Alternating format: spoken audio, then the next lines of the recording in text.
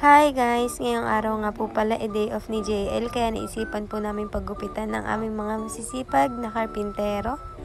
At si JL nga po ang magugupit sa kanila. Pinagtimplahan ko nga muna sila ng kape para mainitan ng kanilang mga sikmura.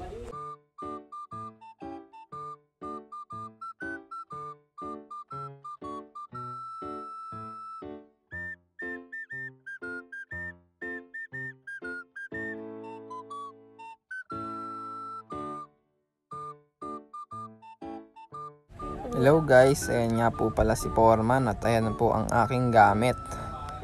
Ayan guys, gugupitan ko po ngayon si Foreman kasi ang haba na daw po ng buhok niya. At ayan lang po ang kaya kong isukli sa kanila sa paggagawa ng aking bahay. Ayan na po, ginupitan ko na po si Foreman para makapanchiks na po si Foreman. Ayan. Ayan na si Foreman. Ginugupit-gupitan ko po si Foreman. Okay guys, hintayin nyo na lang po ang resulta pag natapos. Yan guys. Teka lang.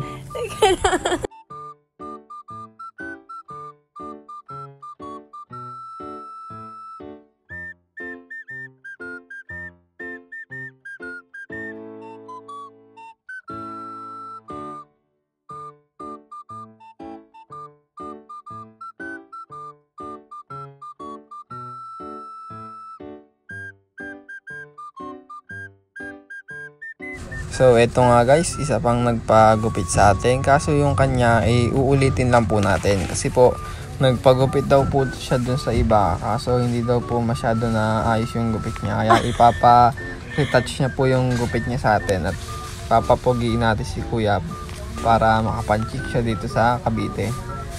So ayan na guys. Medyo bilis-bilisan natin para gagabihin na po kasi tayo eh. So, ayan na po guys, finished product para kay Foreman. Napaka-pogi. Simpleng gupit lang yung matutuwa si Foreman. Kasi matagal na daw po siyang ginagupitan after 6 months. Yan guys, ayos. At eto naman po yung isa nating niretouch, may guhit pa si boss. Talaga namang poging-pogi. Okay, hanggang dito na lang po pala tayo guys. Maraming salamat po sa mga sumusuporta at mga nanonood sa amin. Thank you.